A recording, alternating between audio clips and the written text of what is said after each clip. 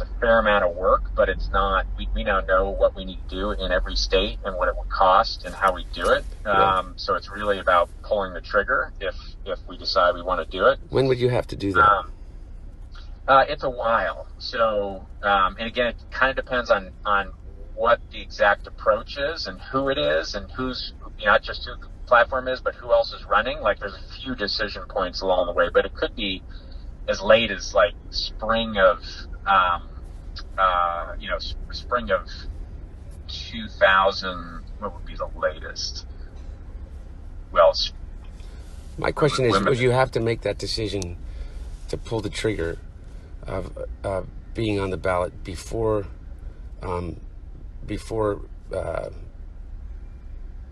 people before the either party nomination? Yeah. Not necessarily. That's part of it. Not necessarily. I mean, you could. You can pull it late. I mean, we could pull the trigger, and this. I mean, we can pull the trigger on getting something in place on these different ballots. And again, it depends by state. Where we wouldn't even have to have necessarily a specific candidate, but we think it all seems of interest, and we know it's of interest to John to at least have a conversation. If your dad was at all intrigued by it, we could figure out a way to facilitate. I could fly John out, and it could just be an off the record, face to face. It could be, if that's not of interest, we could get a couple of political advisors together to talk about it. Like, there's different ways to approach it depending on if you had any interest. Yeah. Well, look, I think that number one, that it's going to be, this is all me, not him. Okay. Yeah. I think that it's going to be very difficult for him not to run.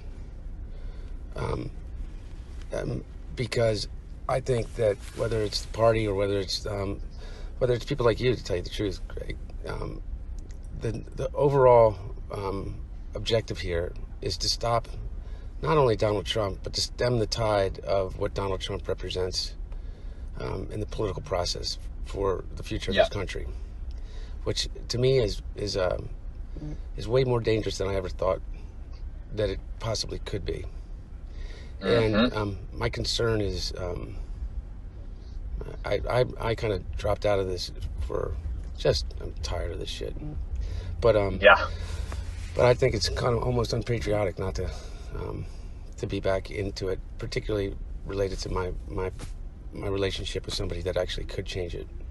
And so I think the danger of he and John having any discussion right now is emboldening the supporters of those, we'll call them, for lack of a better phrase, fringe candidates. Because they are no longer fringe candidates in the sense of they can win nominations and they could potentially become president. And so they are they're legitimate candidates, as Donald Trump has proven. And so I think for him right now to have that discussion is premature, particularly when he hasn't even announced. But between you and me, and but I don't think any secret, my dad's entire career has been about fulfilling the service that you're asked to fulfill, based upon the way that you lived your life in terms of doing that, getting up and doing what needs to be done. I don't know how he doesn't, except if there's some kind of. But by the way, he has more energy than literally, he's doing like 3 to 5 events a day for candidates from Florida. He's in Buffalo right now, and whether he's running or not, he'd be doing it. So I can't keep up with him. That's not a joke. But seriously, Greg. It's all. My whole life. It's so demoralizing because I'm in good shape, man. I swear. Right. Well, these guys there's certain, we know there's certain.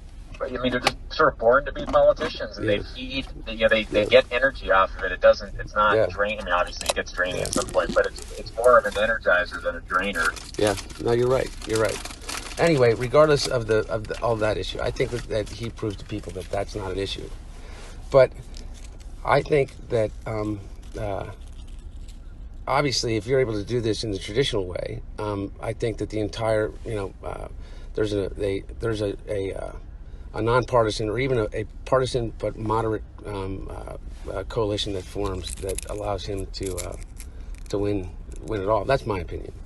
However, right. who the hell knows? I mean, any of this stuff. And so, yeah.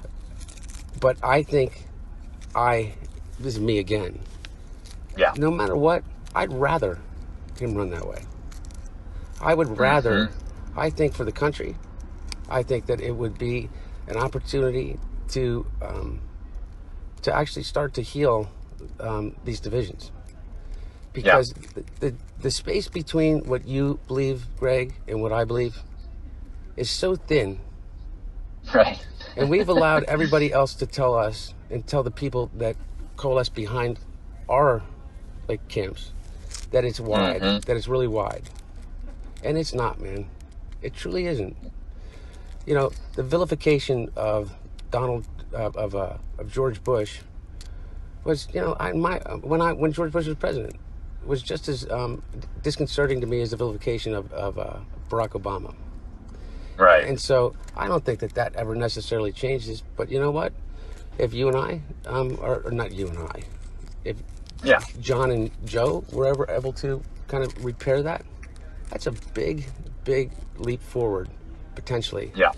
And so, anyway, what I want to do is maybe let's you and I have one more discussion after I talk to him. I'm going to be with him tomorrow and through Saturday. Okay.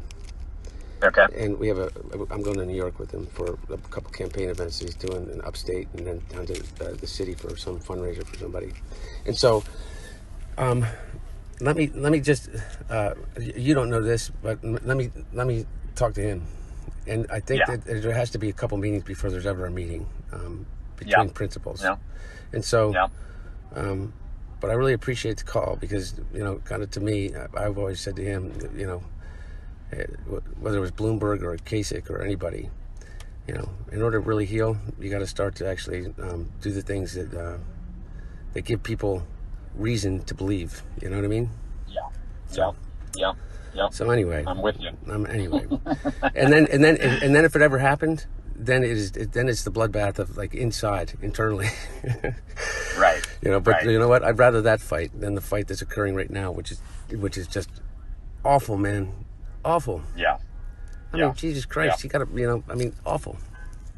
Yeah. I can't watch the news anymore, man. I mean, I really don't. I don't watch it. Somebody told me today, sorry to hear about your dad. And I panicked. I said, what happened? It was like the bomb thing. I was like, oh my God, thank God. It was only a bomb. Right. Anyway. All right, brother. Yeah, but but Greg, And there's a bunch. By the way, there's a bunch of other people that have approached me about it. From Felix Roten's son. I don't know if you know Nick Roten, who's a really, really impressive guy. Yeah. Nick has been very involved in this, and so anyway, I'm not getting ahead of myself, but I'm just saying to you, there's a number of other people of your stature that are meaning. They can really actually affect change in this country. That I think that you'd also like to meet it if you haven't already. So anyway, buddy, I appreciate the call. Let me call you back tomorrow, okay? After I talk to him, tomorrow late evening or afternoon, okay? Yep, sounds good. Okay. Thanks, Hunter. Okay. See you. Bye bye. Talk to you soon. Bye. Okay.